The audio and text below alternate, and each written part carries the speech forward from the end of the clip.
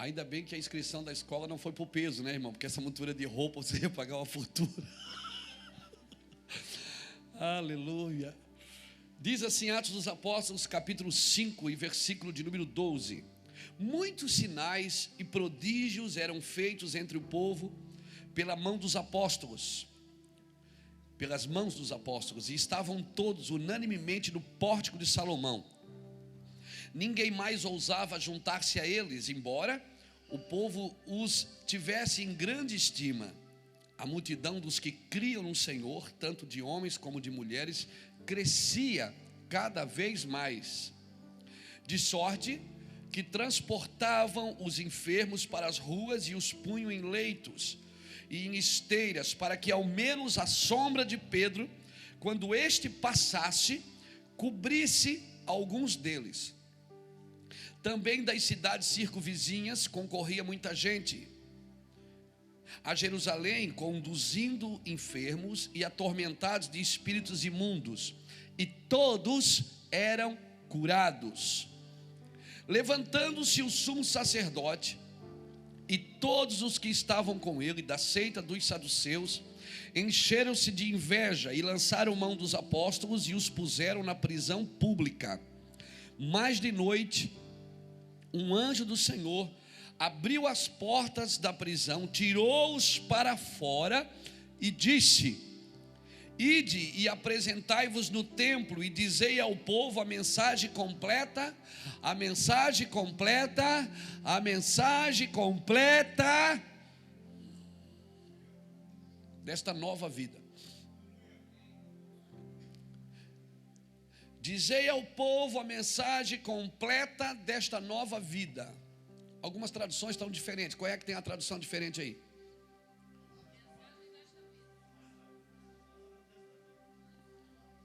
Palavras desta vida. Qual é a outra? Palavra da salvação. O que mais? Toda a mensagem. É a minha tradução, é contemporânea, é bem antiga. Ela fala sobre a mensagem completa desta nova vida. E aí, ouvindo eles isto, entraram de manhã cedo no templo e ensinavam. Amém? Louvado seja Deus. Espírito Santo, nós nos submetemos ao senhorio de Jesus Cristo, nos submetemos à presença do Senhor, nos submetemos ao Deus eterno, ao Deus trino, Pai, Filho e Espírito Santo. Nos submetemos, Senhor Deus, ao propósito eterno do Senhor. Nos submetemos ao reino do Espírito, ao governo do Espírito. Que a revelação, Senhor Deus, venha sobre este lugar, venha sobre as nossas vidas, e aquilo que a nossa mente não alcançar, que nós não conseguimos falar, expor aos teus filhos. Espírito Santo, por favor, torna clara a mensagem, torna completa a mensagem, por favor, Senhor. Cerca-nos por detrás e por diante, Senhor. Cerca-nos com a tua glória, manifesta o teu amor, manifesta a tua glória nesse lugar, Senhor. Que as coisas sejam tão claras e evidentes, Senhor, na nossa vida. Senhor, por favor, torna-nos práticos nessa noite, Senhor, em nome do Senhor Jesus Cristo. Amém, querido. Aleluia. Irmãos, nós temos aprendido, e porque temos aprendido, temos a responsabilidade de ensinar. E longe de nós achar que a gente é a última Coca-Cola do deserto, que se quem não beber desta água, quem não beber de mim não terá sede, quem beber de mim não terá mais sede. Não. Nós acreditamos que o Espírito Santo, ele vai deixar as coisas tão claras, aquilo que nós não alcançamos no ensino, que a nossa mente não alcança, o Espírito Santo vai deixar mais claro. E se nós vamos falar de igreja nesses dias, de modelo de igreja, nós não podemos deixar a igreja primitiva de fora. A igreja primitiva foi a primeira igreja, foi o modelo. Ela tinha algumas coisas que nós precisamos voltar a ter. A igreja primitiva, ela tinha púlpito, mas ela também tinha mesa. A Bíblia diz que eles comiam juntos, estavam unanimemente no templo. Ou seja, eles congregavam junto, mas eles também comiam junto. Eles tinham um tempo de comunhão, de conversação, de discussão. E eles entravam em divergências, eles discutiam entre eles. Por exemplo, hoje você ouviu de manhã o Rafael falando sobre Pedro e Paulo, que às vezes discutiam coisas teológicas. Pedro puxava mais aos judeus, Paulo ele queria ministrar aos gregos que estavam afastados. Então a mesa não pode faltar, amém? Amém, querido? O fato de Deus falar algumas coisas para você torna você mais responsável de expor essas coisas. E nós temos que ser maduros para entender que não é porque uma pessoa não concorda com algumas coisas que eu concordo, eu posso ser inimigo, eu tenho que ser inimigo dela. Aleluia. A igreja, nós temos que discutir algumas divergências, sim. E para isso existe a mesa. O que é que você acha isso? O que é que essa palavra quer dizer no ponto de vista apostólico, no ponto de vista profético, no ponto de vista evangelístico, pastoral ou de ensino? Aleluia. Porque tem muitas formas de falar as coisas. Eu conheço uma ilustração de um rei que teve um sonho, e ele sonhou que todos os dentes da boca dele caíram. E o rei, sabe quando o rei sonha, como a gente diz aqui em Itajaí, é caixão. Quando o rei sonha, tinha alguma coisa, Deus queria falar. Então esse rei, é uma ilustração. O rei chamou os sábios do império e disse: alguém pode me acertar que sonho é esse, o que é que eu tive, o que é que eu sonhei? E aí fizeram uma fila de sábio. Então um disse assim: eu sei, rei, eu vejo que os seus dentes caíram, foi isso? Foi. Então eu vejo que todos os seus parentes vão morrer. O rei ficou muito furioso, mandou matar aquele cara, disse: não, mate esse louco. E o outrozinho estava na fila, já com medo, tremendo as perninhas. E o rei disse: e você? Ele disse: rei, vou dizer uma coisa para o senhor, esse sonho é uma coisa só, eu vejo que o senhor vai viver mais do que todos os seus parentes. Ele disse: o senhor vai viver muito. E o rei disse: então dá ouro para ele, dá presente para ele. Agora veja comigo, os dois falaram a mesma coisa, só que um falou que os parentes do rei iam morrer, o outro falou que o rei ia viver mais que os parentes. Então existe uma forma que você fala, que você deixa as coisas mais claras e sucintas, amém? Aleluia, aleluia. Porque eu falo a verdade, às vezes é só grosseria, não é verdade.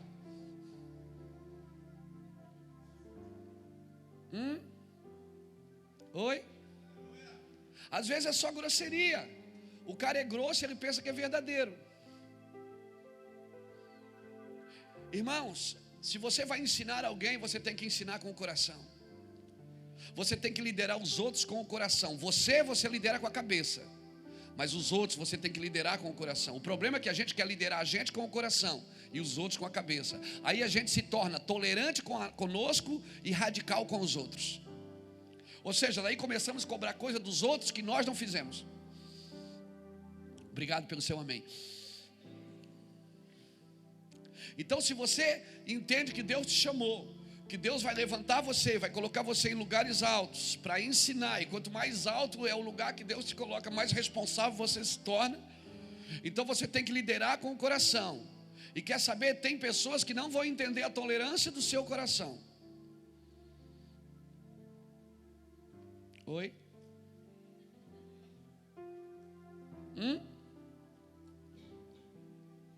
Uma vez não quiseram receber Jesus em Samaria. João, o apóstolo do amor, ele pulou na frente e disse: Senhor, quer que eu ore e mande fogo aqui e destrua tudo?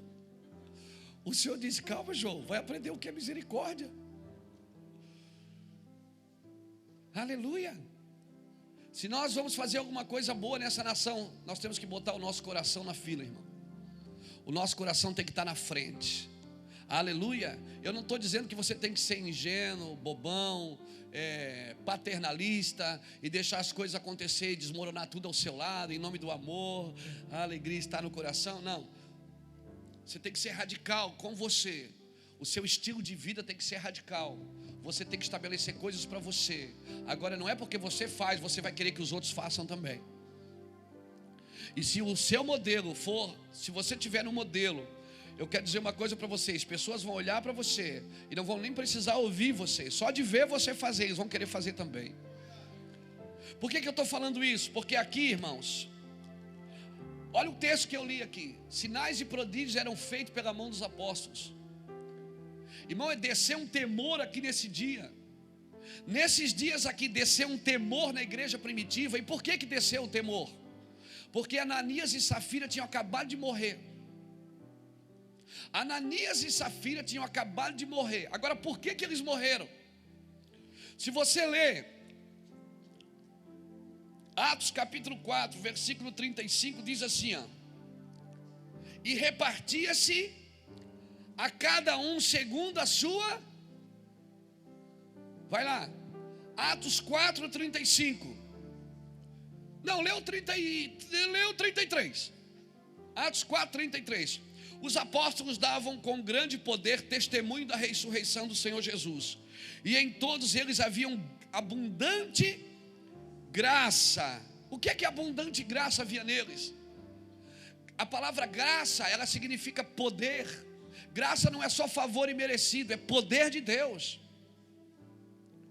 Havia poder de Deus neles. Olha o que acontecia: não havia entre eles necessitado algum, pois todos os que possuíam herdades ou casas, vendendo-as, traziam o preço do que fora vendido e depositavam aos pés dos apóstolos, não nos bolsos dos apóstolos. É nos pés. Não era: beija aqui no meu anel e me dá o dízimo, que eu vou ser seu apóstolo. Não. Aleluia. Tem apóstolo enriquecendo e povo empobrecendo, irmão. Não, a igreja não nasceu para ter um apóstolo rico e um povo pobre. Aleluia. Glória a Deus. Então eles traziam e colocavam aos pés dos apóstolos. O trabalho dos apóstolos era compartilhar, para que todos vivessem. Todos vivessem, repartiam, compartilhava com um, compartilhava com o outro. Como é que está você? Você, a sua geladeira está cheia, não está vazia? Pega aqui. E você tem cesta? Não, pega aqui. E o seu filho está doente? Pega. Não, precisa levar no médico, não tem NPS, ajuda aqui. E eles compartilhavam. Esse era o trabalho dos apóstolos, compartilhar um pouquinho para cada um, para que todos, e eles cresciam todos unanimemente, ou seja, eles cresciam juntos de igual modo, aleluia. Era coletivo, não tinha um pobre, não tinha um pastor rico e um pastor pobre, não tinha um pastor em Miami e o outro na favela. Não, existia unanimidade em todos. Por exemplo, isso não é grosseria, isso é ira. Amém? E aí, o que é que acontece? Então, versículo 36, José, chamado pelos apóstolos de Barnabé, que significa filho da consolação, levita, natural de Chipre, possuindo uma herdade, vendeu-a e trouxe o preço e depositou aos pés dos apóstolos. Ponto. Alguém mandou ele vender? Alguém me pediu alguma coisa para ele? Alguém disse: se você não der o dízimo, você vai para o inferno? Alguém disse: você tem que fazer a campanha, se você não der, Deus não vai te abençoar? Alguém disse isso para ele? Não. Mas como você anda na coletividade, todo mundo entende, irmão. Se eu tenho um pouquinho mais, eu posso ajudar quem não tem. Se está sobrando um dinheirinho no meu bolso, eu posso ajudar quem não tem. Pronto, Barnabé, ele sinalizou, ele elevou o nível de renúncia.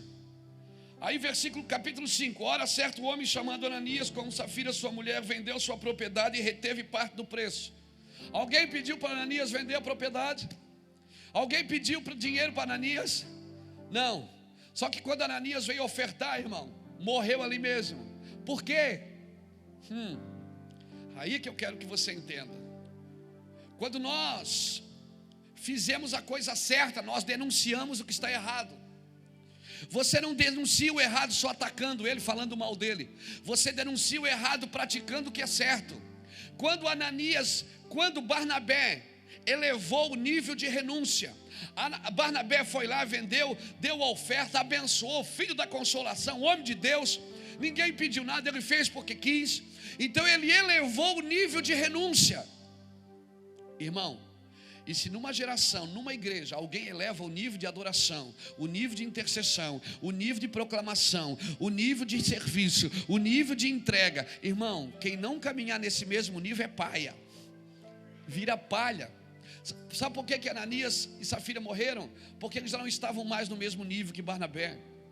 O que é que você precisa? Elevar o nível, aleluia. Em vez de ficar cobrando para que os outros façam, faça você. Aleluia, e quando você faz, você eleva o nível. Aleluia, aí o que vier atrás vai ter que acompanhar o nível que você está fazendo. Ananias e Safira vieram, mentiram, enganaram, vieram com parte do preço. Só que antes dele já veio um homem que tinha elevado o nível, que vendeu a sua herdade, trouxe o preço da herdade e depositou aos pés dos apóstolos. Ananias e Safira vieram logo em seguida. E o que é que aconteceu? Eles morreram no altar. Vai vendo, leia comigo. Olha aqui, versículo 10 de capítulo 5. Imediatamente ele caiu aos seus pés e expirou. Entrando quem? Entrando quem? Entrando os jovens, acharam-no morto e sepultaram junto ao seu marido. Acharam-no morto e sepultaram junto ao seu marido. Houve grande temor em toda a igreja e em todos os que ouviram estas coisas. Olha para mim. Quando Ananias e Safira caíram mortos no altar, tinham jovens ali perto do altar. E foi os jovens que enterraram Ananias e Safira. Eu vejo que Deus está levantando uma geração que vai remover a mentira e o engano do altar do Senhor. Uma geração que vai remover. Por que os jovens? Porque os jovens, a Bíblia fala o que é sobre eles? Eles são fortes e a palavra de Deus está neles, e eles já venceram o maligno. Aleluia, aleluia. E aí o que é que aconteceu? Todo mundo ficou com muito medo. E aí sinais e prodígios eram feitos pela mão dos apóstolos. Agora isso aqui que é tremendo. Ninguém, versículo 13, ninguém mais ousava juntar-se a eles. A pessoa tinha medo de ir na igreja. Ninguém mais ousava juntar-se a eles, embora o povo estivesse em grande estima, e a multidão dos que cria crescia. Como é que crescia se ninguém ousava juntar-se a eles?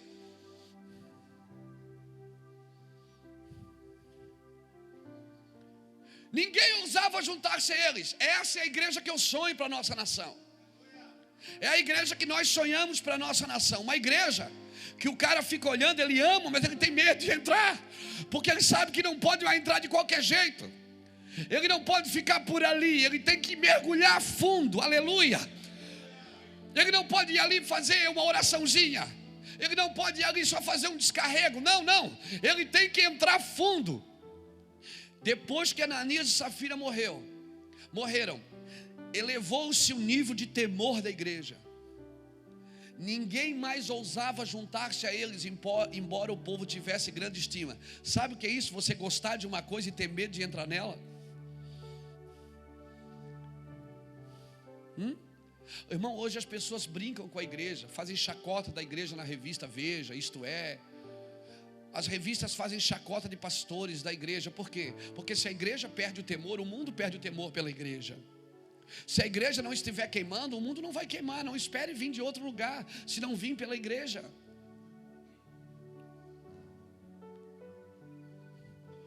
O povo amava, mas ninguém ousava juntar-se a eles, embora o povo tivesse grande estima. Ou seja, eles eram queridos, mas respeitados.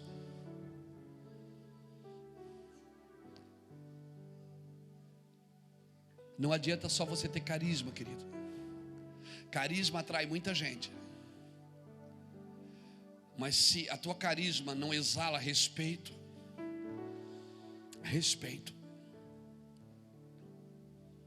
eu sonho com isso, irmãos.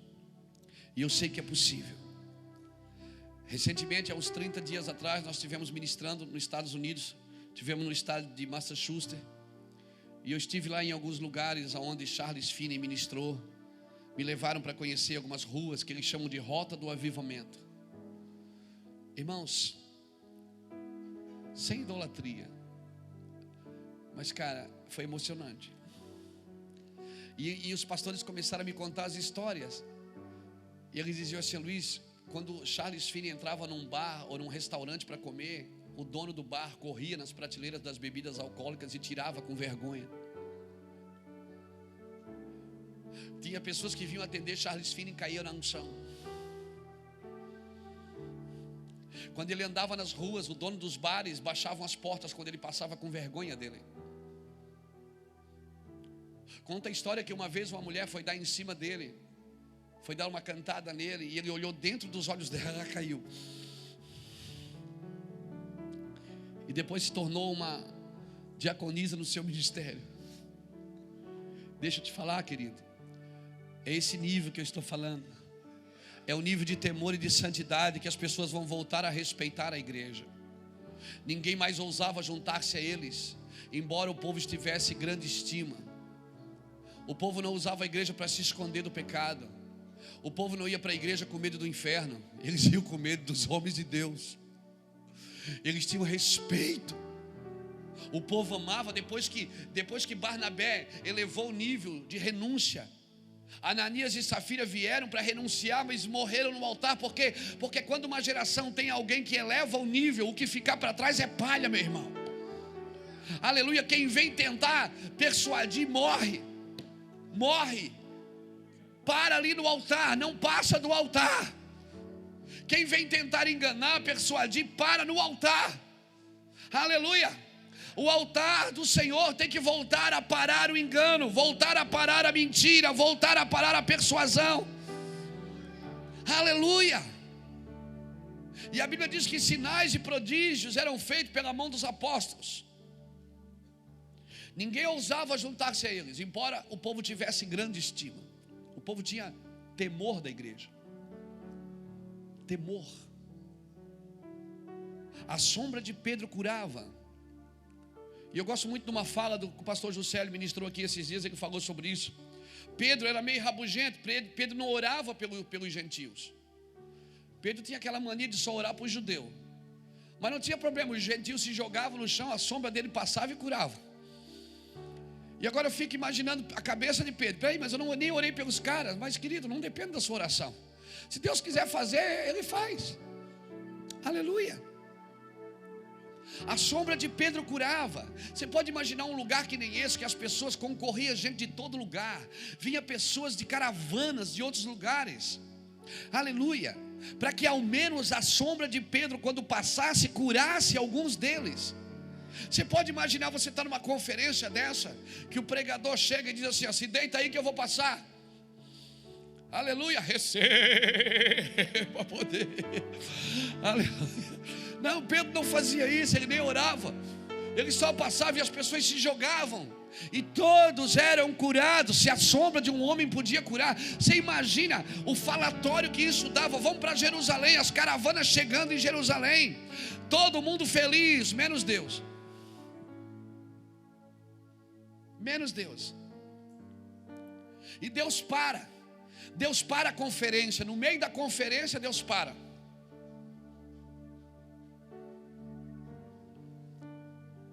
Deus já começou a parar a conferência. Você já viu que Deus está parando algumas conferências? Tem algumas conferências que Deus já está parando, irmão. Essa conferência de Pedro aqui, Deus parou no meio dela.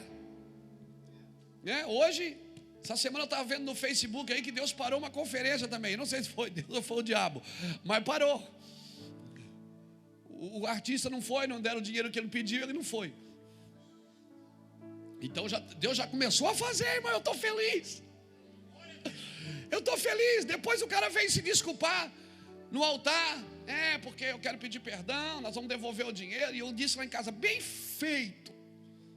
Bem feito. Às vezes tem um músico ali do lado, 10 anos com o camarada, nunca deu R$1 pro cara. E aí dá 20 mil pro cara vir cantar, o cara não vem e quer 50. Se não der, eu não vou. Só vou para os 50. Aí deram só 20, falta 30. Não vou, não veio. E aí estava se desculpando: ô irmãos, gastamos 80 mil, bem feito. Infeliz, devia ter feito uma creche para as crianças, devia ter feito um asilo para os idosos, devia ter feito dar comida para quem mora na rua, comprar cobertor, comprasse 80 mil de edredom e fosse para as ruas. Mas não, eles querem fazer eventozinho para aparecer. Tem que se lascar mesmo. Jesus já começou a derrubar, irmão. Porque todo avivamento que não gera discernimento é entretenimento. E Deus vai parar esse negócio no Brasil. Deus vai parar isso, porque é um negócio. Aleluia. Alguém dá um aleluia? Quem aqui já pagou para ir num... Não levanta a mão não.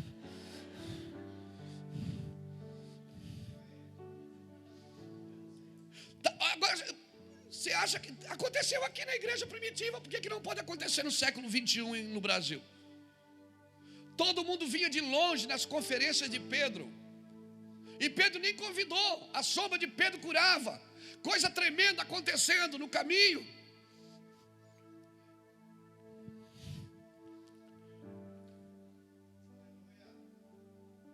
Só que Deus assim: não está legal, eu vou parar esse negócio. Querido, se prepare, você vai ver muita coisa parar. Deus vai fazer o que fez com Davi quando levou a arca para Jerusalém. Vai colocar uma pedra para o boi tropeçar. E sabe por que Deus vai fazer isso? Porque Deus conhece o coração das pessoas. Davi tinha um bom coração. Ele queria fazer a coisa certa. Mas não adianta você só querer fazer a coisa certa. Você tem que fazer a coisa certa do jeito certo. Davi queria levar a arca para Jerusalém. É a coisa certa a se fazer. Saul nunca se preocupou em levar a presença de Deus para o seu reino. Davi não. Uma das primeiras tarefas do reino de Davi foi: vamos buscar a arca do Senhor. Só que Davi faz o quê? O que é que Davi faz? Ele constrói a arca móvel. Ele bota a arca num trio elétrico e sai com ela, desfilando. Mas o coração dele era bom. Vocês se acabam de rir, né? O coração dele era bom. Ele queria fazer a coisa certa, só que ele fez a coisa certa do jeito errado. Porque quando Davi constrói o carro de boi, Davi está imitando quem? Quando a arca foi colocada diante do templo de Dagon, lembra que Dagon caiu? 1 Samuel capítulo 5, Dagon caiu, lembra disso? O Deus dos filisteus caiu, quebrou o braço, arrancou o pescoço. Aí os filisteus ficaram com medo da arca, porque onde a arca passava era enfermidade, era doença. Porque a unção, irmão, se ela é despejada em alguém sem caráter, em alguém que não está alinhado com Deus, a unção que te faria bem vai te fazer mal. Por isso não busque a unção, busque fundamentos primeiro. Aleluia. Por isso esse é um tempo de rever as estacas. Amém? Quer esticar corda e quer puxar lona, tem que botar primeiro a estaca, querido. Aleluia. Não adianta puxando corda e botando lona se a estaca não está firme. Então esse é um tempo que a gente vai firmar bem as estacas. Quando Davi manda a arca, quer trazer a arca para Jerusalém, ele está imitando os filisteus. Porque os filisteus, para devolver a arca para Israel, eles colocam uma junta de vacas e colocam a arca em cima e soltam o carro. Davi, quando está trazendo a arca para Jerusalém, ele está imitando os filisteus. E você não pode fazer as coisas para Deus com a configuração do mundo. Você não pode fazer as coisas para Deus imitando os fundamentos mundanos, amém? Aleluia. Você, é como aprender. Tem gente que está fazendo curso de liderança para liderar a igreja. Você não pode aprender com a terra, cuidar de uma coisa que o cabeça é Cristo, que vem do céu. Aleluia. O cabeça da igreja é Cristo. Você tem que aprender com Cristo. Por isso que você precisa, eu e você precisamos ter a mente de Cristo. Para liderar a igreja, nós precisamos estar firmados em Cristo. Não adianta eu fazer curso de administração para administrar bem a igreja. Porque a igreja não se administra só com o número, se administra com o coração. Aleluia! Glória a Deus. A igreja, ela não é só uma estrutura, ela não é só uma instituição. Na realidade ela não é uma instituição, ela é um organismo vivo. Amém, queridos? Então Davi bota aquela pedra. Deus, quando Davi traz a arca, Deus faz o quê? Bota aquela pedrinha para quê? Para o carro tropeçar. E para que o carro tem que tropeçar? Para realinhar. Alguns de nós tivemos que voltar em alguns lugares. Hein? Alguns de nós tivemos que parar para voltar em alguns lugares de Deus. Para quê? Para realinhar com o céu. Para realinhar com aquilo que Deus tem. Então não adianta você querer fazer as coisas para Deus com a mentalidade na terra. E aí a igreja está indo bem aqui, a igreja primitiva, coisas tremendas, coisas sobrenaturais, milagres e maravilhas. E Deus disse: não está legal. E de noite o sumo sacerdote bota todo mundo na cadeia. E lá à noite vai um anjo lá na cadeia, tira eles para fora e diz: ó, voltem lá e ensine o povo a mensagem completa. Não fica só fazendo festinha, evento. Fala tudo, mostra tudo. Leve esse povo para o lugar correto. E a Bíblia diz que de manhã eles entravam no templo e ensinavam. Irmãos, estude sobre avivamento. Todo avivamento nos Estados Unidos gerou uma universidade. Aquela universidade de Massachusetts lá, a Harvard, né? Harvard, essa famosa, foi fruto de um avivamento. Avivamento, ele tem que gerar ensino. Quando o povo é avivado, despertado, ativado, esse povo quer mais, ele quer aprender, ele quer comer, ele quer na mesa do Senhor, ele não quer só ele não quer só não, ele não quer só cair na unção, ele quer descobrir as verdades, ele quer descobrir por que tem dia que ele não tem fome, tem dia que ele não consegue dormir, por que ele não quer mais a Ferrari, agora ele quer ir para a África. Tem algumas coisas que ele precisa descobrir. Você precisa ajudar ele a conduzir as coisas. Então, querido, se precisar, Deus vai parar. Deus sempre interrompe os avivamentos sem propósito. Ele interrompe para nos realinhar. Não virá avivamento sem um realinhamento. Aleluia. Como diz o nosso amigo Cote, não haverá um avivamento sem um reabibliamento. Nós precisamos voltar em alguns lugares em Deus, aleluia. Nós precisamos voltar e estabelecer, como disse o Rafael hoje pela manhã, é nisso que nós cremos. Vamos cantar, por que nós temos que cantar? Qual a música que nós vamos cantar? E como nós vamos adorar? Por que eu tenho que fazer o que eu faço? Isso está glorificando a Deus mesmo ou não está? Por que eu trabalho? Tem gente que trabalha hoje pensando que trabalha maldição, irmãos. Tem gente que diz: quando eu chegar no céu, eu quero saber quem inventou o trabalho. Foi Deus, velho.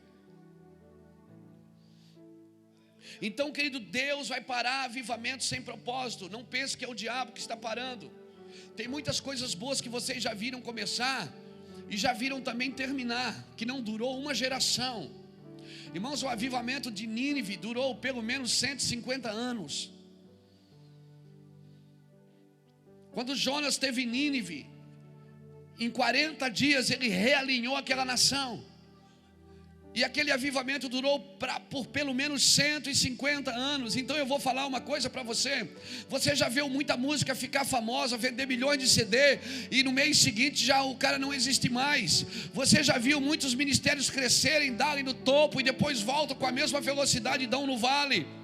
Você já viu muita gente famosa e você pergunta: onde está hoje?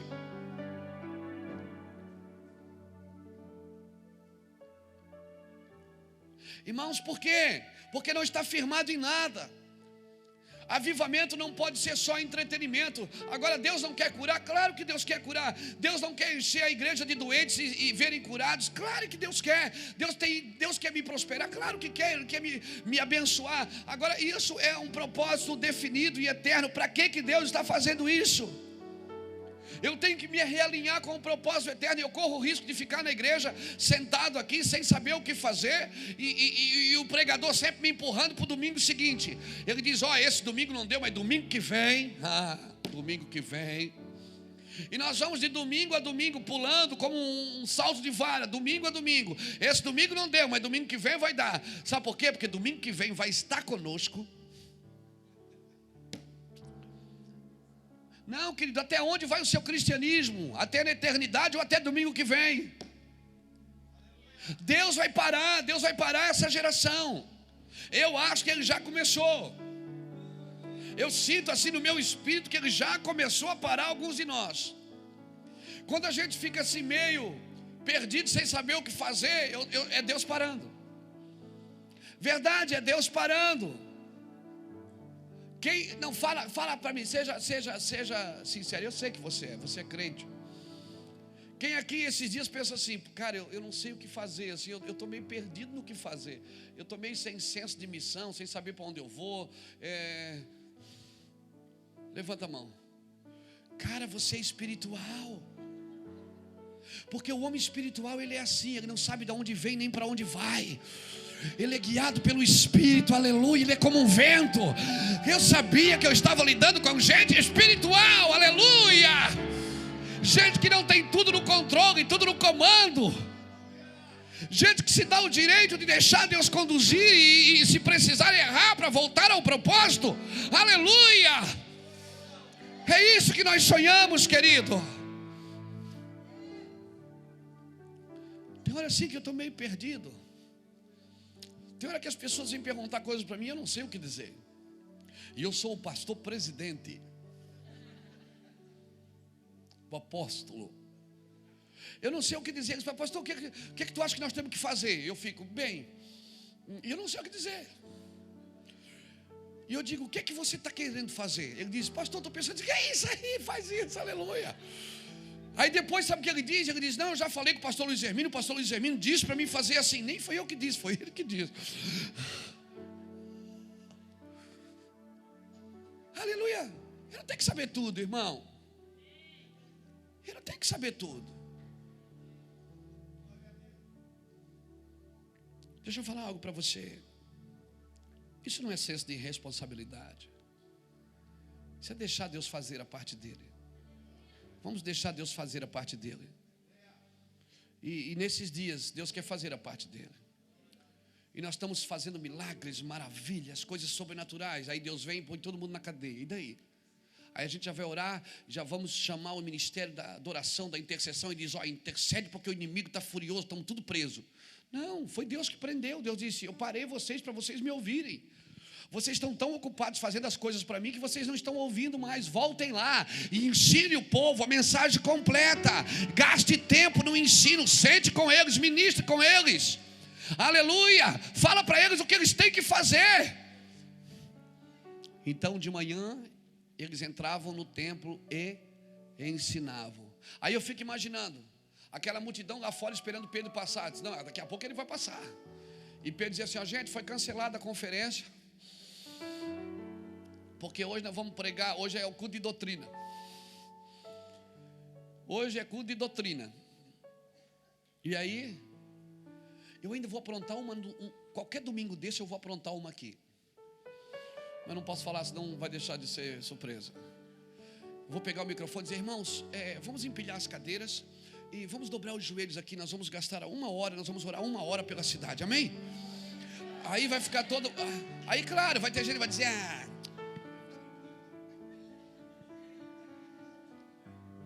sabia. Mas primeiro eu vou fazer o dízimo e a oferta. Depois eles fazem o que eles quiserem depois. Aleluia. Eu não sou bobo. Primeiro eu vou fazer o dízimo e a oferta. Depois eles, se quiserem ir embora, fica à vontade. Eu fui pregar agora em algumas cidades. E o pastor disse, pastor Luiz, faz o dízimo no começo ou no final? Eu digo, irmão, é melhor você fazer no começo, porque depois de eu pregar ninguém vai dar nada aqui.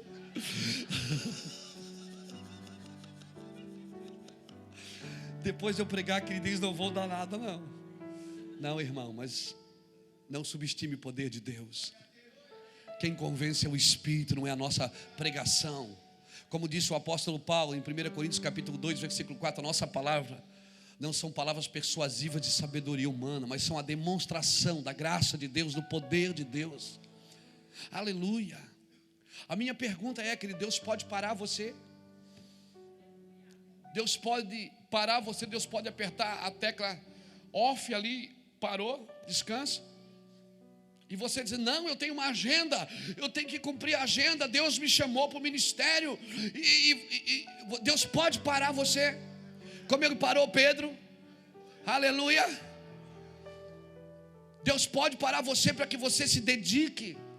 Deus parou Filipe. Filipe estava em Samaria numa cruzada de milagres, coisa sobrenatural. Deus disse, Filipe, vá para o deserto. Atos 8, versículo 26. Vá para o deserto, Filipe. E Filipe disse, deserto? O que é isso? Vai para lá.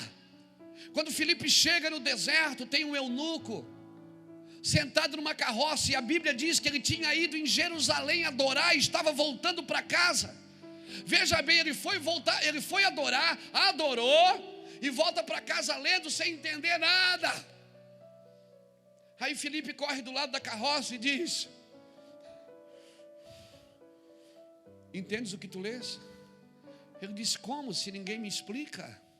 Então Filipe para a carroça, senta com ele na carroça e começa a ministrar a palavra. Quando aquele cara passa pelas águas, ele fica apavorado. Ele diz, tem água ali, então quer dizer que eu posso ser batizado ali agora? Filipe disse, pode, querido, pode agora, vamos descer ali, eu te batizo agora. Aquele cara entendeu. Quando ele entendeu, irmão, ele foi adorar e voltou sem entendimento.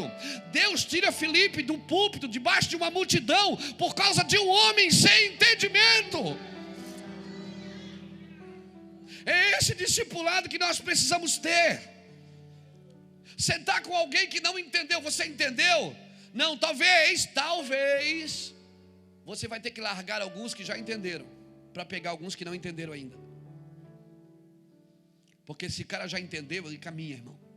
Se o cara já entendeu, não precisa ficar massageando o ego dele. Se ele já entendeu, deixa ele se esborrachar um pouquinho, deixa ele apanhar um pouquinho, deixa ele sofrer um pouquinho, deixa ele entender um pouquinho. E pega alguém que não entendeu. Você entendeu? Não, então senta aqui. Semana que vem, você entendeu? Não, senta aqui. Você entendeu? Não, senta aqui. Mais um pouquinho. Agora, como Deus se preocupa com isso? Ele tira Filipe do altar, do meio de uma multidão, para sentar com um cara numa carroça, num deserto. Mas Filipe obedeceu. E porque ele obedeceu, só comprou a passagem de ida, porque na volta ele foi transladado. Sabe por quê? Porque se você faz a vontade de Deus, o teu caminho de volta é mais rápido. É muito mais rápido, você anda numa velocidade maior, amém? Se você sai das suas coisas e entra nas coisas de Deus, você vai andar numa velocidade maior. Quando Filipe obedeceu e foi atender o eunuco, que voltou para casa sem entendimento, sabe o que me assusta? Era um adorador. Ele foi em Jerusalém e adorou, como todo mundo adorava, e ele estava voltando para casa sem entendimento. Deus para Filipe, Deus para você, Deus para Luiz Hermínio, Deus para quem Ele quiser, e Ele está parando, Ele já começou. Se prepare, você vai ver o que Deus vai fazer nessa nação. Ele vai parar muita gente vai parar. E eu vou te falar, não é o diabo não, é Deus, viu? Por quê? Porque para Deus é muito lindo que a sua sombra cura, é muito lindo que você tenha um sol na mão, é muito lindo que o lenço é ungido, é muito lindo que a sua água também é ungida, oh aleluia, é muito lindo que o seu azeite é ungido. Você pode fazer a parafernália que você quiser, você pode tocar nos doentes, você pode fazer o corredor do sal, do milagre, faça tudo, mas olha, uma hora você vai parar. Porque se o povo que está perto de você não entende, Deus vai dizer, ei, para com isso aí, rapaz, isso aí não adianta. Gaste tempo com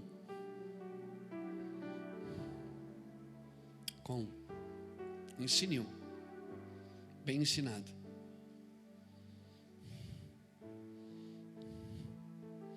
Senta com ele, ajude-o. O problema, sabe o que é? É porque quando Deus para a gente, para a exibição.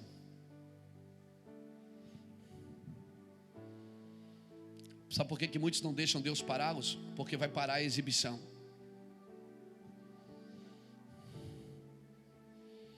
E cá para nós, irmão, é muito bom fazer as obras de Deus. É muito bom ser aceito por Deus e pelas pessoas. Mas quando Deus para você, que esconde você,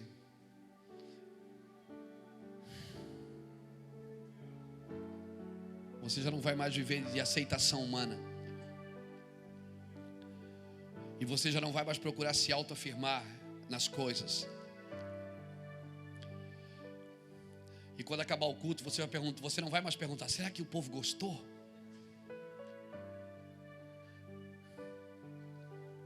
Entenda isso, querido.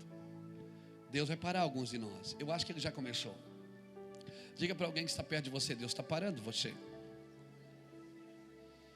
E Ele está parando você. É muito lindo o que nós fizemos na obra de Deus. Mas o seu serviço para Deus, se Ele não estiver gerando entendimento, é só mais um serviço. Aleluia. É só mais um serviço. Quando Filipe entrou na vontade de Deus, a passagem de volta Deus deu. Deus transladou ele. Ou seja, ele teve que ir para o deserto do jeito dele, mas a volta foi do jeito de Deus. Quando você anda na vontade de Deus, você vai andar numa velocidade muito maior. O que você levou 2 anos, 3 anos, 10 anos para fazer, você vai fazer em 5 meses, 2 meses. Vai acontecer num mês. Por isso nosso objetivo é prender você nesses dias aqui pela palavra, irmãos, pela unção. Amém? Para trazer entendimento. Aí o problema aqui é o seguinte: quando algumas pessoas entendem, eles têm problemas.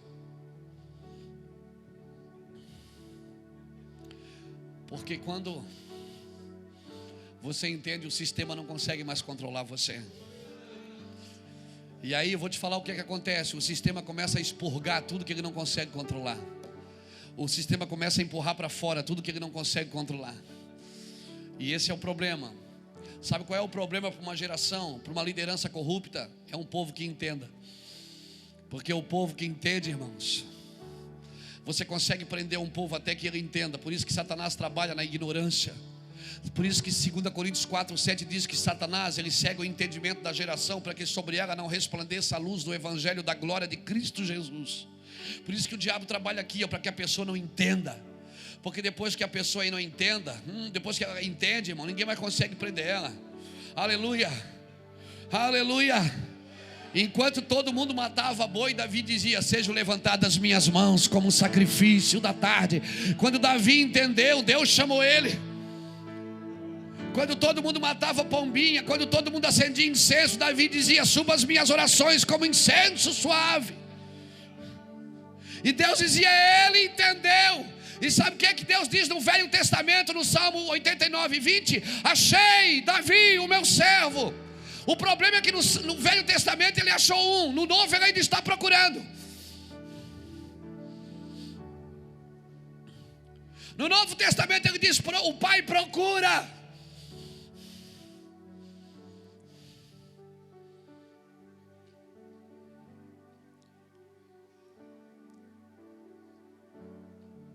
Aí todo mundo que entende passa a ser da descendência de Davi também.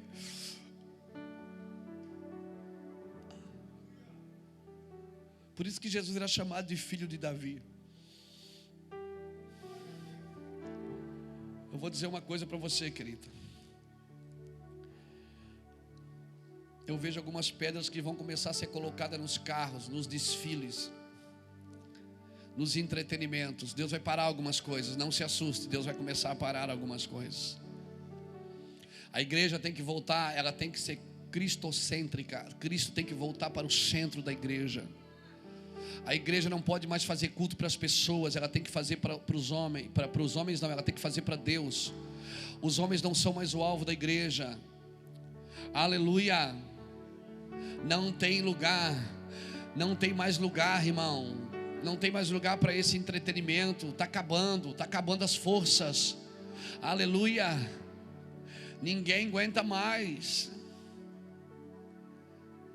E Deus está parando isso, aleluia. Deus está parando. Abra comigo Gênesis capítulo 11.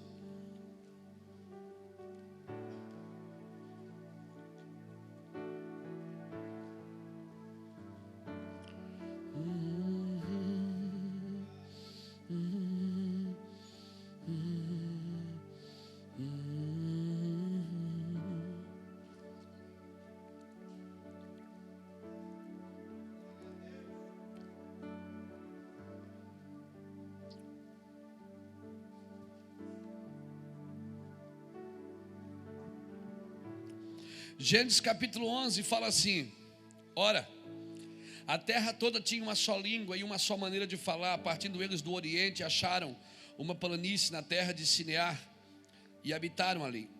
Disseram uns aos outros: vinde, façamos tijolos e queimamo-lo bem. Os tijolos lhe sirvam de pedras e o batume de cal. Então disseram: vinde, edifiquemos para nós uma cidade e uma torre, cujo cume toque no céu, e façamo-nos um nome, para que não sejamos espalhados sobre a face de toda a terra. Mas desceu o Senhor para ver a cidade e a torre que os filhos dos homens edificavam. Disse o Senhor: o povo é um e todos têm uma só língua. E isto é o que começaram a fazer. Agora não haverá restrições para tudo que eles intentarem fazer. Vinde, desçamos e confundamos ali a sua linguagem, para que não entenda a linguagem um do outro. Assim o Senhor os espalhou dali sobre a face de toda a terra, e cessaram de edificar.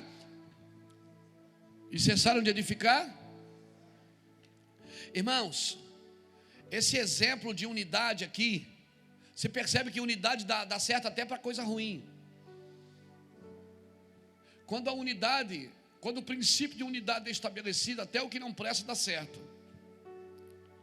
Esses homens, eles começaram a edificar uma torre e uma cidade, para tocar o céu, para tocar a Deus. Agora eu vou te falar, você não pode querer tocar a Deus do seu jeito. O véu, quando rasgou de cima para baixo, não foi de baixo para cima. A torre foi feita de baixo para cima, mas o véu rasgou de cima para baixo, porque tudo que Deus vai fazer para você, em você e através de você, começa sempre de cima para baixo, não é de baixo para cima. Não é você que dá o primeiro passo, quem dá o primeiro passo é Deus. E aí eles disseram: façamos tijolos que nos sirvam de pedras. Tijolo nunca vai servir de pedra, a igreja é feita de pedras. Tu és Pedro, sobre esta pedra, sobre Petros, edificarei a minha igreja. Pedras pequenas, eu edificarei a minha igreja até que ela se torne uma rocha. Igreja é feita de pedra, não é feita de tijolos. Levantar uma parede de tijolos é fácil. Se eu não me engano, acho que é Jeremias ou Isaías, diz que Deus não recebe sacrifício feito em altares de tijolos.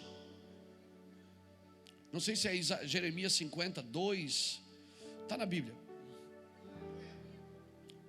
Diz que Deus não recebe, quando fizer de sacrifício, não fazer em altares de tijolos. Porque tijolos não, tijolo é tudo no mesmo naipe, tijolo é tudo igual, pedra não. A igreja é feita de pedra, porque pedra é diferente. Eu olhando daqui, eu vejo pedra redonda, pedra quadrada, pedra bicuda, pedra comprida, pedra queixuda. E uma pedra tem que encaixar na outra, meu filho. Igreja é isso, é um encaixando no outro, um se dobrando um pouquinho para entrar, e o outro cedendo um pouquinho para conseguir conviver junto, aleluia. Por isso que é tão difícil congregar. Por quê? Porque congregar não é fácil, você lidar com as fraquezas suas e a dos irmãos. E a gente tem a tendência de sempre mostrar dos outros primeiro, porque é a forma de esconder a da gente. Oi. Só que a igreja é feita de pedras. Então eles disseram: façamos tijolos e nos sirvam de pedras. Esse é o problema, quando as pessoas deixam de servir as pedras para fazer tijolos. E aí eles disseram: edificamos para nós uma cidade e uma torre. E aí Deus disse: não, esses caras, eles não podem fazer isso. Agora vocês viram, eles se juntaram todos para fazer uma obra. Novamente Deus vai lá e vai barrar, e Deus para. Você já viu que muitas vezes na Bíblia você vai ver Deus parando a obra, irmão? E por que Deus para a obra? Porque ela está sendo feita num fundamento errado, num fundamento não adianta. Não se encante com o crescimento. A igreja está crescendo, olha, nós estamos bombando. Está bombando o quê, rapaz? Nós estamos bombando, a igreja está cheia. Como é que está o culto domingo? Está lotada, está crescendo. Olha, cuidado quando a igreja cresce e não desenvolve. Ela tem que desenvolver, ela não tem que crescer. Ela tem que ter fundamentos. Aleluia. Cuidado, tudo que nasce grande assim é monstro, é dinossauro. Deus é um Deus de processos. Primeiro a erva, depois a espiga e por último o grão cheio na espiga. Primeiro Jesus é o caminho, depois a verdade, depois a vida. Primeiro você produz 30 sementes por uma, depois 60 e depois 100. Primeiro você entra no átrio, depois no lugar santo, depois no santo dos santos. Aleluia. Primeiro eu provo a boa, depois a agradável e depois a perfeita vontade de Deus. Tudo na obra de Deus é um processo, aleluia. Cuidado com as coisas que crescem muito rápido, muito grande, muito...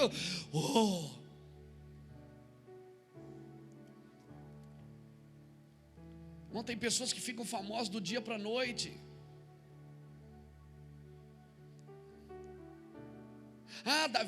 Davi cresceu, ele chegou lá como carregador de bagagem. No outro dia, ele já era um homem que matou o gigante, glória a Deus, oh, aleluia. Só que Davi não começou a adorar a Deus naquele dia.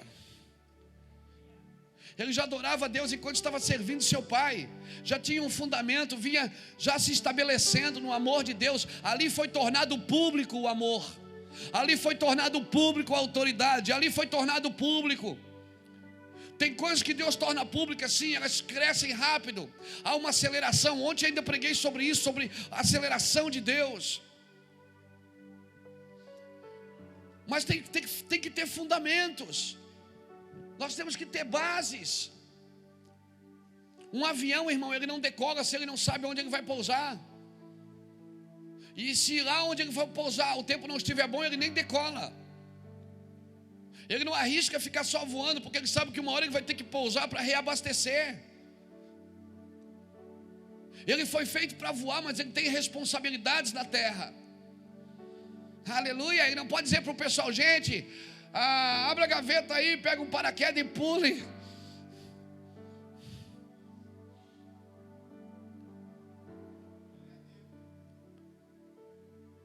Novamente Deus para a obra. Você vai ver que Deus vai parar a obra muitas vezes, para realinhar, para trazer de volta para a origem, para o propósito original. E aí quando Deus mistura as línguas, por isso hoje temos vários idiomas. E aí a Bíblia diz que eles param de edificar a cidade. Mas eles não estavam edificando uma torre, uma cidade. Olha aqui, versículo 4: edificamos para nós uma cidade e uma torre, duas coisas.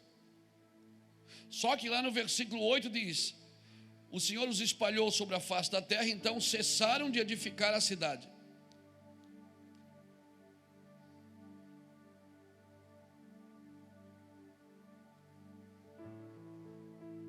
E cadê a torre? Eles não estavam edificando uma torre também? Irmãos, Babilônia, a torre não está aqui porque Babilônia edifica torres até hoje, no coração dos homens. Babilônia ainda está edificando torres, aqui no coração das pessoas. A fé babilônica é essa fé que ela quer se infiltrar na igreja, esse fundamento de fé babilônica. Eles deixaram de edificar uma cidade, mas quando espalhados levaram a torre no seu coração, eles ainda queriam levantar os seus próprios nomes. E tem muita gente ainda usando a fé de Deus com fundamento babilônico, querendo levantar seus próprios nomes, as torres do seu coração. Agora não se assuste comigo, olha o que diz torre. Quem tem o Strong aí sabe. Torre no grego significa migdal, que quer dizer plataforma elevada, púlpito, leito erguido. Por isso, cuidado, hein? Infelizmente, muitos púlpitos são apenas Babilônia, levantando seus próprios nomes. Leito erguido, plataforma, Púlpito. Se você é daqueles que corre atrás do púlpito, é porque você não tem altar. Quem tem altar não precisa de púlpito. Qualquer lugar vai ser o seu púlpito. Aleluia. Debaixo de uma árvore, num shopping, numa praça de alimentação, aleluia, num semáforo, num presídio, num hospital, qualquer lugar, ele vai abrir a Bíblia e vai erguer o púlpito de Deus, vai firmar, aleluia.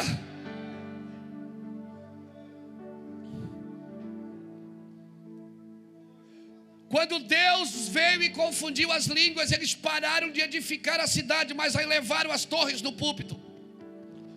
Agora olha para mim, quantos querem voltar a edificar a cidade? Então nós temos que derrubar as torres. Se nós queremos voltar a edificar a cidade, nós precisamos derrubar as torres, aleluia. E como martelo que esmiuça a penha, irmão, é a palavra de Deus. Essas torres vão ser derrubadas pela palavra de Deus, aleluia. Você quer edificar a cidade? Quer ou não quer? Você quer levar o reino para as ruas? Então derrube as torres. Por isso todo lugar aonde é somente para levantar o nome de pessoas, o fundamento é babilônico. Eu não estou dizendo, irmão, que o pastor não tem que ficar conhecido, porque automaticamente, se o ministério cresce, ele fica. Não tem como. As pessoas até falam, no meu Evandro Luiz Hermínio. No meu Evandro não é meu. Eu tenho consciência que não é meu. Mas as pessoas falam, elas associam. Vamos na igreja do Luiz Hermínio, tem gente que diz, qualquer dia eu vou lá na tua igreja. A igreja não é minha. Automaticamente, se você faz alguma coisa boa, automaticamente o seu nome vai junto. Não tem, porque Deus tem prazer que você também cresça. Não se esconde uma lâmpada debaixo de uma vasilha, mas se coloca no alto para que ela ilumine todos os que estão na casa. O seu trabalho é brilhar, não é aparecer. O seu trabalho é brilhar, porque se você brilha, Deus mesmo coloca você no alto, para que você ilumine. A palavra iluminar vem da palavra esclarecer, para que você traga esclarecimento a uma geração. Deus precisa colocar você em alguns lugares mais altos, mas deixa que Deus leva você. Novamente Deus vai começar a derrubar as torres, aleluia. Diga para a pessoa que está do seu lado, chega de torre. Você escolhe, você quer edificar a cidade ou quer edificar a torre? Derrube a torre. Fé babilônica é uma fé que levanta torres no seu coração. Façamos para nós um nome. Erguemos para nós um nome. Esse não é o propósito de Deus. O espírito babilônico, ele reconhece que Deus existe, mas ele não se submete à vontade de Deus, porque ele quer alcançar a Deus à sua maneira.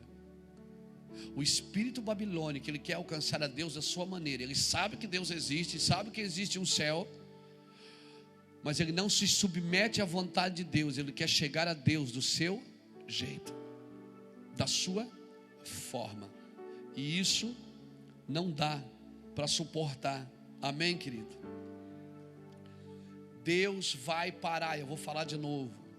Deus vai parar todo avivamento que não tem fundamento na cruz. Deus vai parar todo avivamento que está fundamentado em entretenimento, em artistas. Irmão, artista gospel com fã-clube, que isso? Isso é fundamento babilônico, é torre.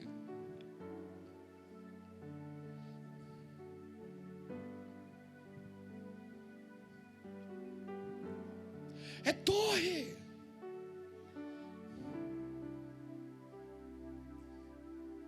Deus não pode levantar.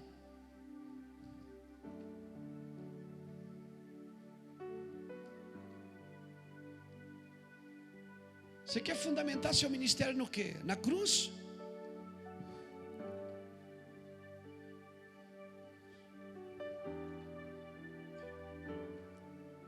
Irmãos, eu não ataco essas pessoas são vítimas do sistema.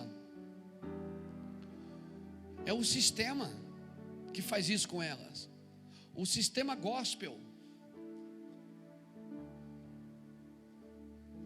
Essa lixeologia gospel. Que quando não tem mais lugar na igreja, a gente procura o mundo para se fundamentar. Ou você acha que a Som Livre vai adorar a Deus?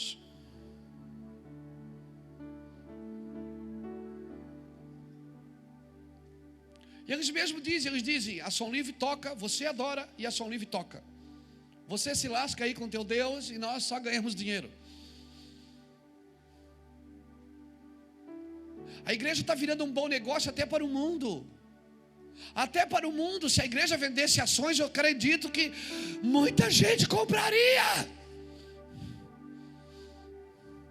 As ações, olha, eu conheço igrejas que se eles vendessem ações na bolsa de valores, eles estariam, fechavam positivo todo dia.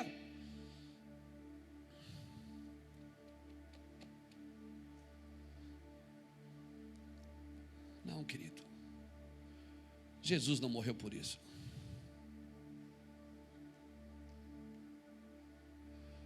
Porque se isso é cristianismo, eu prefiro voltar a vender cocaína. Porque daí eu tenho convicção que eu sou bandido.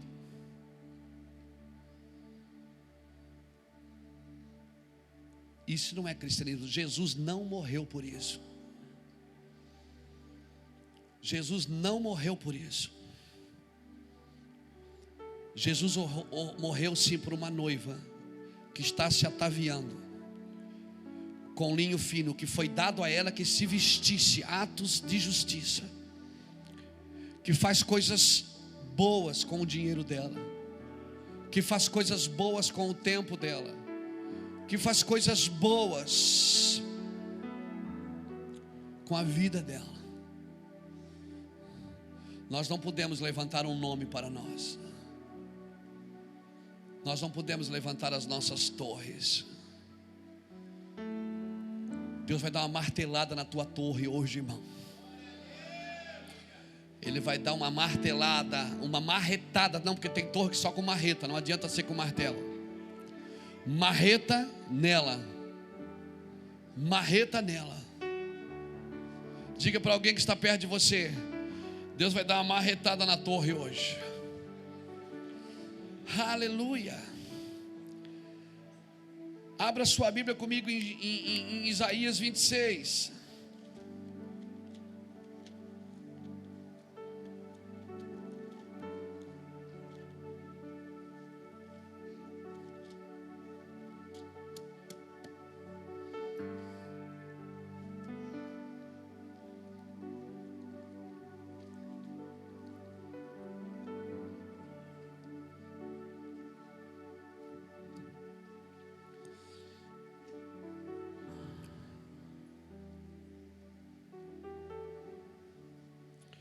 Isaías 26.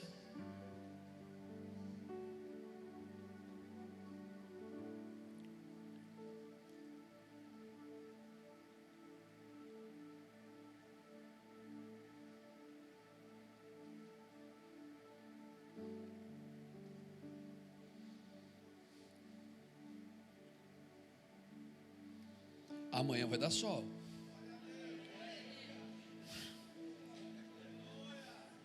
Nem Israel eu vi tanta fé, Juca.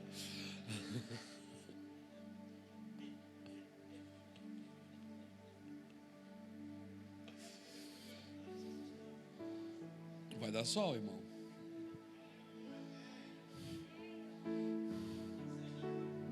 Nem que seja de noite.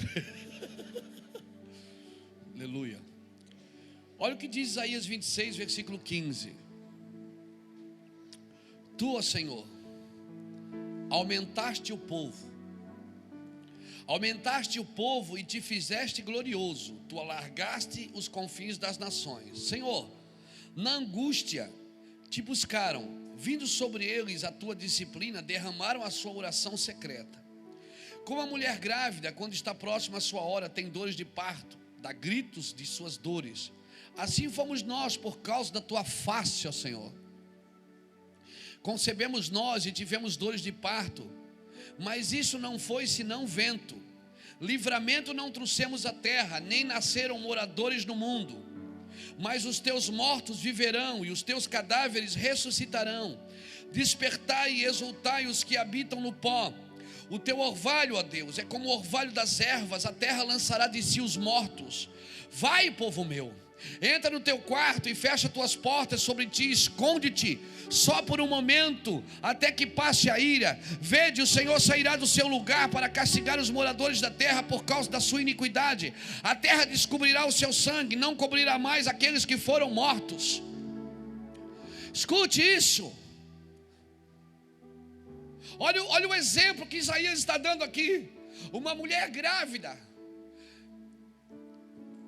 que tem contrações, que a barriga cresce, que carrega o peso, que dá gritos na hora de parir, mas quando nasce não é nada, é só vento. Está gerando algo enganoso, algo que ele mesmo diz: não trouxemos livramento nenhum à terra com aquilo que fizemos. Não trouxemos cura à terra, não trouxemos livramento aos moradores do mundo. Geramos, parimos, sentimos dores, mas na hora de nascer é vento. Irmãos, eu não posso perder tempo com isso. Tem coisas que já está enfadonha no evangelho. Você gostaria de trabalhar 15, 20 anos numa obra, e quando você chegar na eternidade, você dizer: ó Deus, ó cara, está aqui as igrejas que eu abri, e Deus vai olhar para você e vai dizer: cara, eu não te chamei para ser pastor de igreja, eu te chamei, você ia ser um grande empresário, você ia ganhar muito dinheiro e ia investir milhões na África. Mas Senhor, eu fiz a tua obra. Não, você fez a sua obra, não foi a minha. Salmo 139, verso 16 diz que no seu livro ele escreveu sobre mim, sem que nenhum dos meus dias existisse. Ou seja, Deus fez uma biografia minha sem eu ter nascido. Então você vai chegar na eternidade, vai ter o livro da vida. Vamos fazer uma conjectura aqui. Aí Deus vê, você está no livro da vida. Não, você pode entrar, fica tranquilo, é você mesmo. E aí Deus vai abrir o livro que Ele escreveu sobre você. No seu livro Ele escreveu sobre mim, sem que nenhum dos meus dias existisse. Lá no livro dele diz o que você teria que ser, diz aonde você teria que ir. Aí você vai dizer: Deus, olha aqui, ó, eu trouxe, investi milhões na Índia, na África. O Senhor viu as empresas que eu abri. Daí Deus abre o seu livro e diz assim: não, querido, mas aqui diz que você deveria ser missionário na Somália. Mas Senhor, eu fiz a tua obra. Deus vai dizer: não, você fez a sua obra, não foi a minha. No meu livro está escrito isso aqui.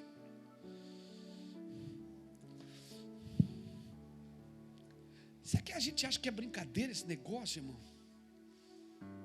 Que a gente acha que a gente tem que abandonar tudo para fazer a obra de Deus e vir para a igreja e ficar sentado na igreja esperando Jesus voltar? Maranata, vem logo. E a gente tem que fazer o que a gente acha que tem que fazer, e acha que Deus vai dar uma procuração em branco para a gente fazer o que quiser, e Deus vai só assinando embaixo dizendo: confirmado, confirmado, confirmado. Não. No seu livro Ele escreveu sobre mim sem que nenhum dos meus dias existisse. Então o que é que eu tenho que fazer? Eu primeiro tenho que entender que Deus não tem o plano B, Ele só tem o plano A. Deus não improvisa comigo. Deus tem um plano original para mim, Ele não improvisou comigo. Então eu tenho que andar com Ele para saber o que Ele quer fazer comigo. Senhor, o que o Senhor fez em mim, o que o Senhor quer fazer comigo, para onde o Senhor quer que eu vá. Se prepare, querido, Deus está para mudar algumas coisas na sua vida. Deus está para mudar alguns cursos na sua vida. Se prepare. Aleluia. Eu não suportaria trabalhar 20 anos aqui no meu van, chegar na eternidade e Deus diz: não, mas eu não mandei você ficar lá sentado no escritório esperando as coisas acontecer na sua vida. Eu mandei você fazer as coisas acontecer. Eu não gostaria de gerar e chegar lá, quando parir não é nada, é vento. Sabe o que Isaías me ensinou aqui? Não adianta eu ter uma gestação sem propósito.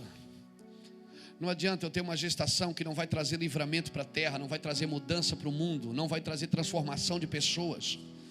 Não vou alimentar ninguém, não vou suprir ninguém, não vou cobrir ninguém, não vou aperfeiçoar ninguém, não vou abençoar ninguém. É só para mim, quem quiser venha a mim e beba da água da vida, e eu dou para vocês água da vida. Não, querido. Eu conheço um homem na Bíblia chamado Sansão, que nasceu para um propósito. Se você ler Juízes capítulo 13, você vai ver o anjo aparecendo para Zeruia, a mulher de Sansão. A Bíblia não dá o nome dela, mas algumas linhas teológicas dizem que o nome dela era Zeruia. Também não sei se era Zeruia mesmo, então deixa assim, não marca nada.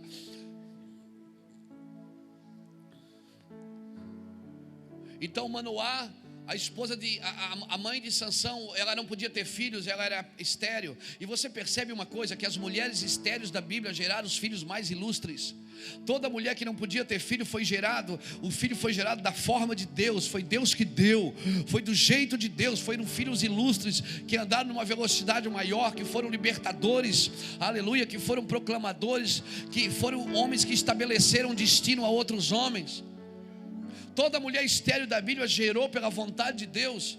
E agora então o anjo aparece a Manoá, a esposa de Manoá, e diz para ela: você vai ter um filho. E então ela corre para o seu marido. O seu marido diz: olha, se ele falou com você, ele vai falar comigo também, porque eu conheço Deus respeita a autoridade espiritual, e Deus vai falar comigo também.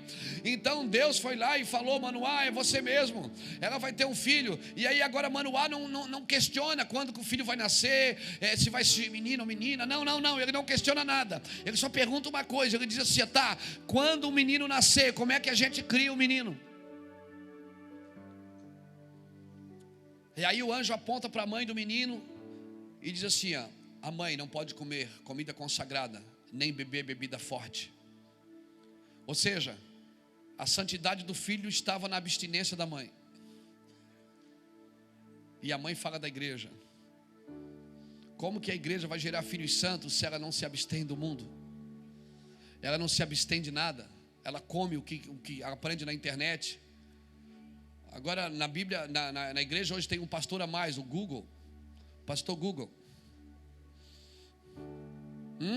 O pastor Google. O pastor Google é o nosso amigo. Ele sabe tudo. Pergunte para ele.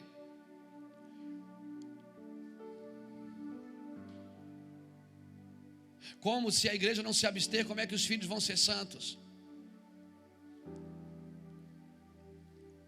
E aí Sansão nasce com um propósito. Qual era o propósito de Sansão? Matar os filisteus, ela não era. Destruir os filisteus, ela não era. Aí só que o que ele faz? Ele entrega o jogo, ele faz tudo que não podia. E ele acha que poderia fazer tudo que não podia e continuar no seu propósito. Não, querido, não podia. Os filisteus prendem Sansão, arrancam os seus olhos, colocam ele a rodar uma moinha, lembra disso?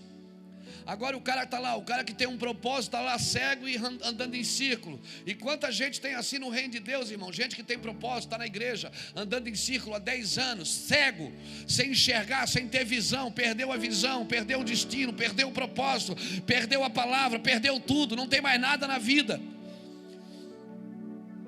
E ainda acha que está fazendo a obra de Deus. Mas graças a Deus que nos dá a vitória pelo nosso Senhor e Salvador Jesus Cristo. Um dia Sansão, em Juízes capítulo 16, versículo 22, ele passa a mão na cabeça assim e vê que o seu cabelo começa a crescer de novo. Então ele adquire esperança. Aleluia. Um dia, no tempo de Dagon, tem uma festa. Mandam chamar Sansão, mandam trazer Sansão para divertir o povo, para zombar dele. Agora eu vou dizer uma coisa para você: quem nasce com propósito, irmão, e tem esperança no propósito, não vai alegrar, não vai ser entretenimento para evento nenhum. Quem tem propósito não se deixa usar. E aí Sansão põe a mão numa coluna e põe a mão na outra. E agora Sansão não está se gabando da sua força e não está dizendo: eu matei 1000 filisteus como a queixada de jumento. Não, agora a oração dele é diferente. Ele diz: Senhor, morra eu com os filisteus.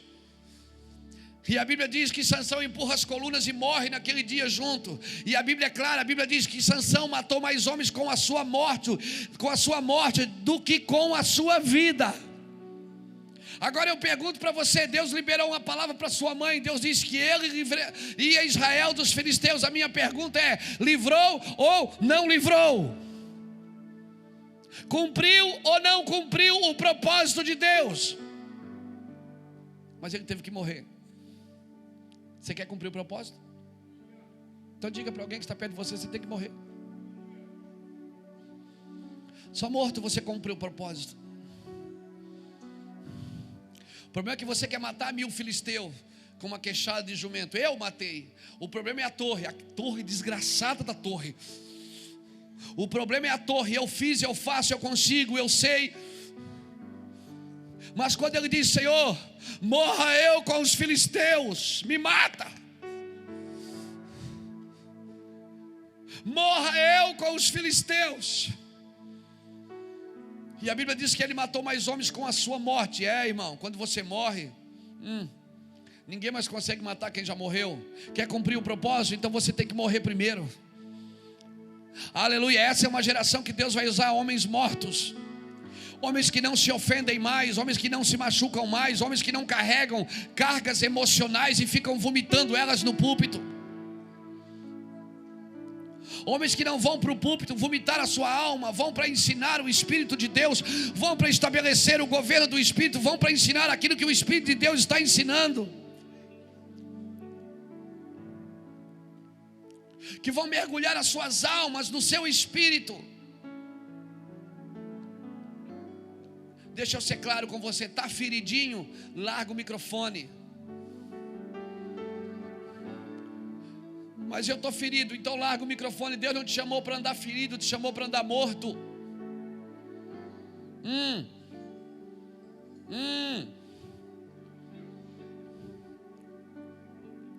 Para encerrar, abra comigo Gênesis capítulo 38.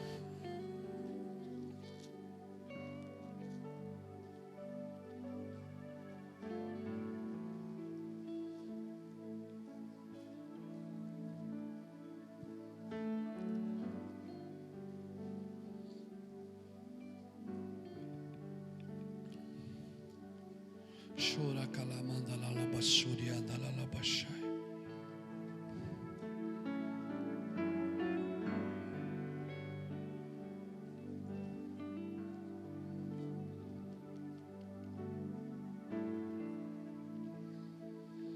Gênesis 38.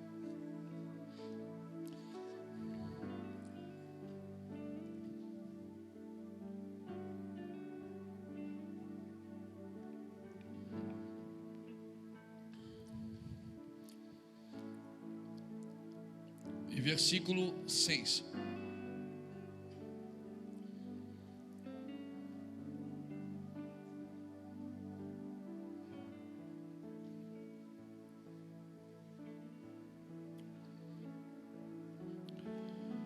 Judá tomou uma mulher para o seu primogênito, e o nome dela era Tamar.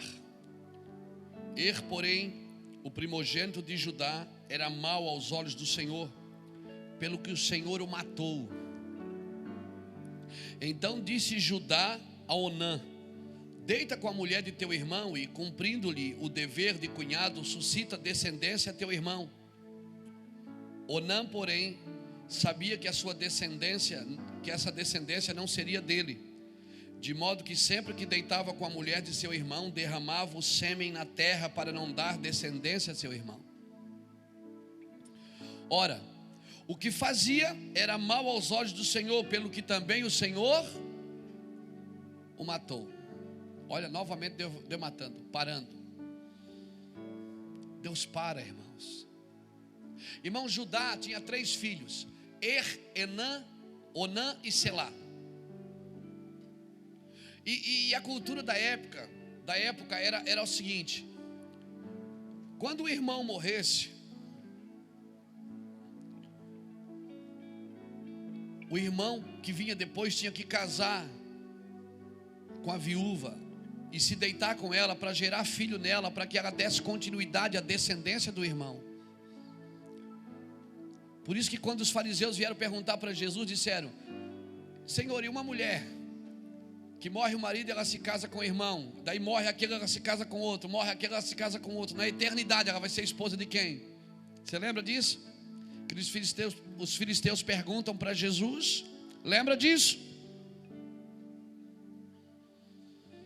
E Jesus disse: gente, deixa de ser ignorante, porque no céu não se casam e nem se dão em casamento. No céu nós vamos ser tudo irmãozinho. Vou passar pela pastora Iraci e vou dizer: aí, irmã, Pai do Senhor, lembra de mim? Lá na terra nós dois, aleluia, glória a Deus. Oh, santidade.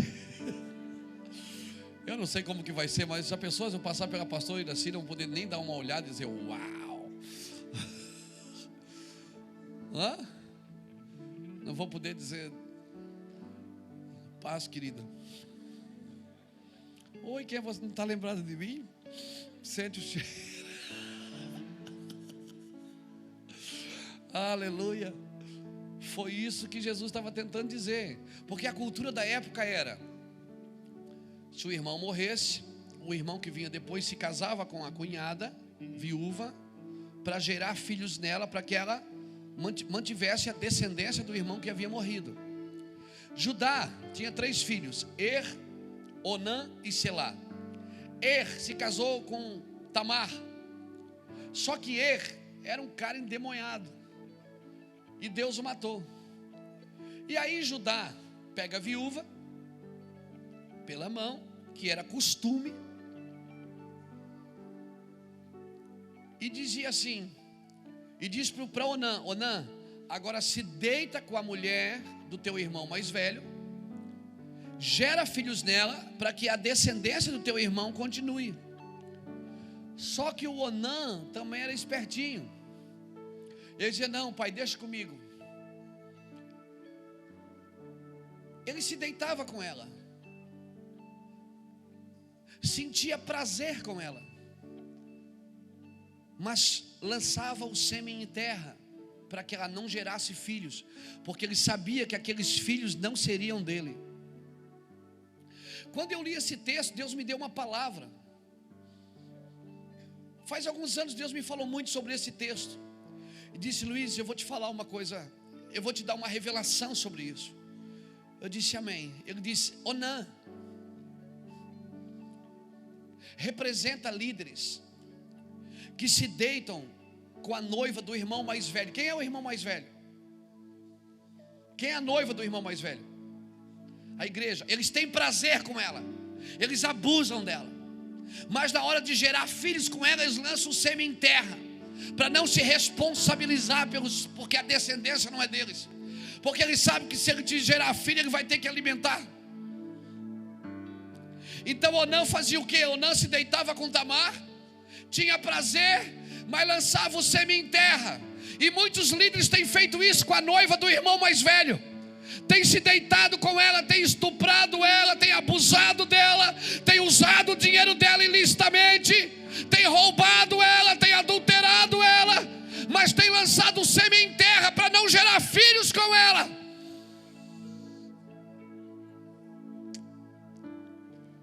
A minha preocupação é que Deus matou, né? E sabe por que Deus matou Onã? Porque Jesus era descendente de quem? De Judá. E Onã, lançando o sêmen em terra, ele estava atrasando o nascimento de Jesus. E agora eu sou um líder, pregador do evangelho, que cuido da noiva do meu irmão mais velho. Eu posso atrasar também a volta do meu Jesus se eu ficar colocando o sêmen em terra. Não, cara, eu não vou só ter prazer com a noiva dele, não. Nós vamos gerar filhos com ela. Nós vamos dizer: vem logo, Jesus. Nós vamos preparar filhos para as bodas. Nós vamos preparar filhos para a volta do Cordeiro. É com essa igreja que eu sonho.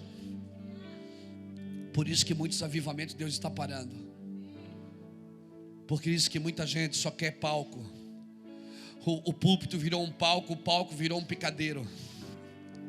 Só que o nosso Jesus não é um leão domado de circo que nasceu para divertir pessoas. O nosso Jesus, ele é indomável. Ele ainda é o leão da tribo de Judá. Ele é indomável, ele não nasceu para divertir pessoas, aleluia, num picadeiro. Ele não obedece à voz de um chicote humano, aleluia. Ele sabe que ele é predador, aleluia. Ele nasceu para despedaçar, aleluia. Se prepare, porque você vai ver muitos avivamentos que não são genuínos pararem. Pastor, isso é uma profecia? É.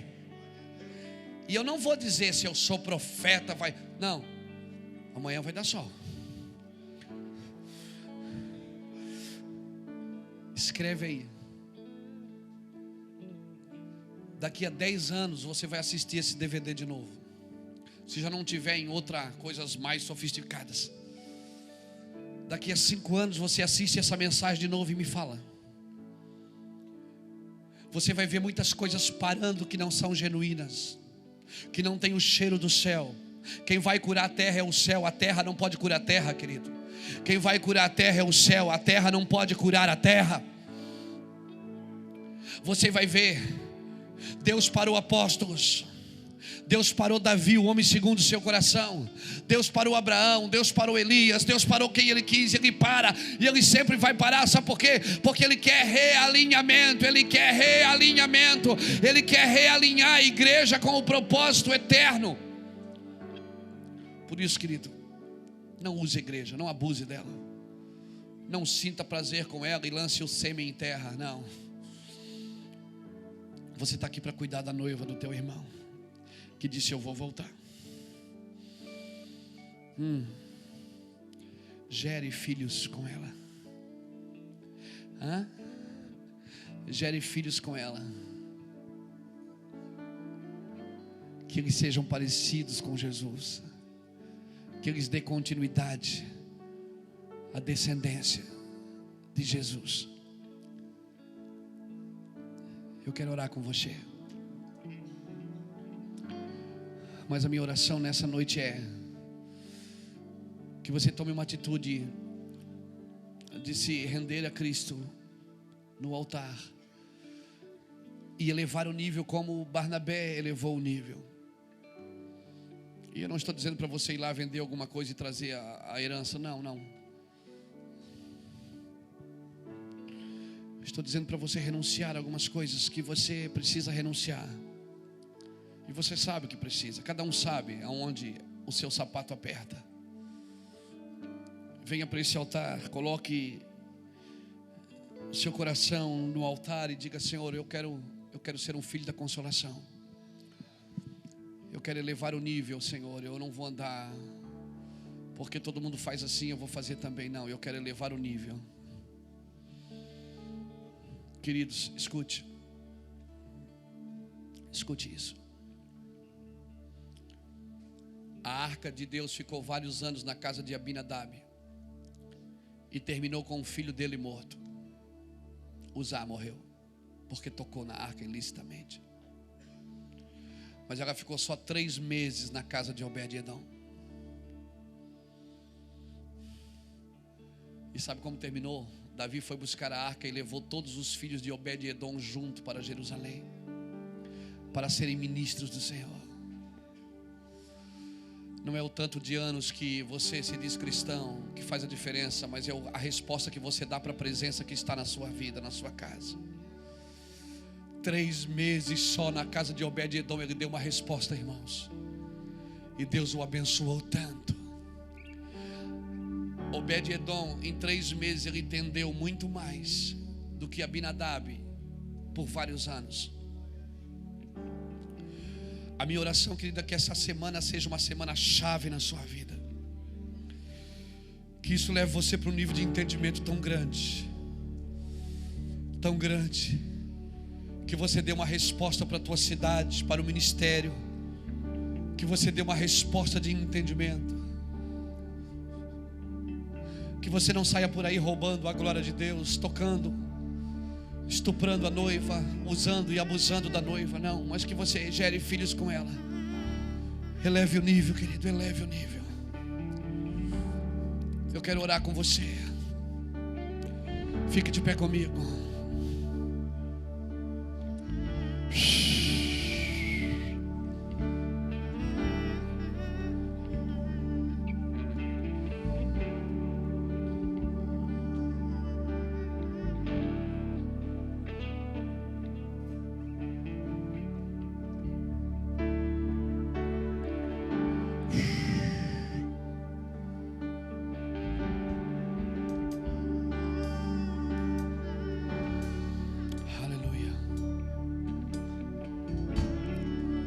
Se você sentiu que Deus falou contigo,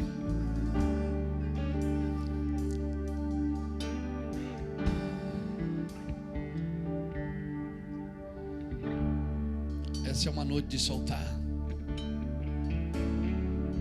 Soltar.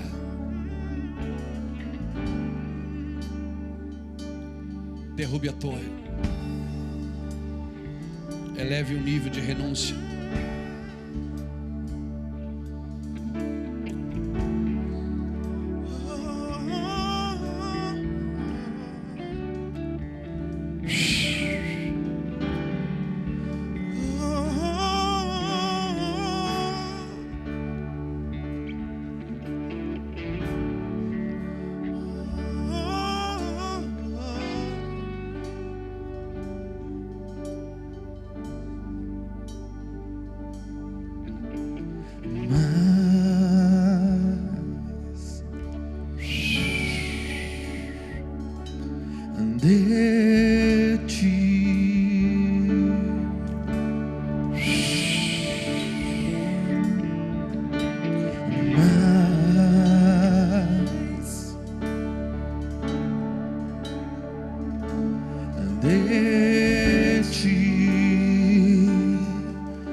Queremos mais, Deus.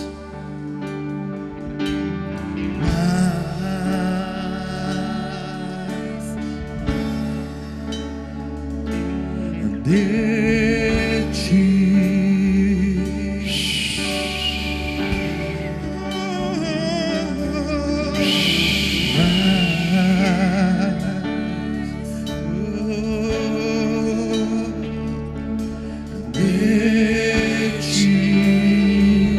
Suplique isso nessa noite mais, Senhor. Nós queremos mais, papai.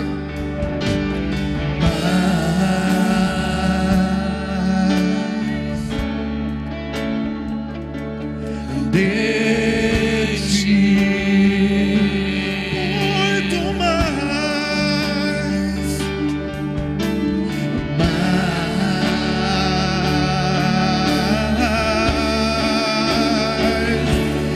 de ti,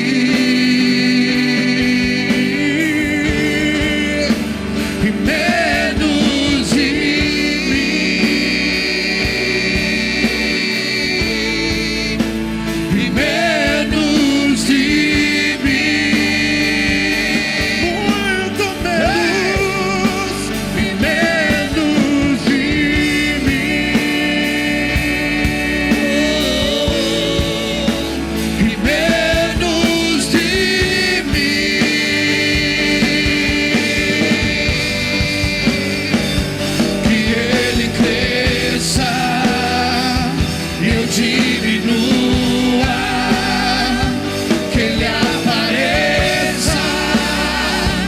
eu me constranjo.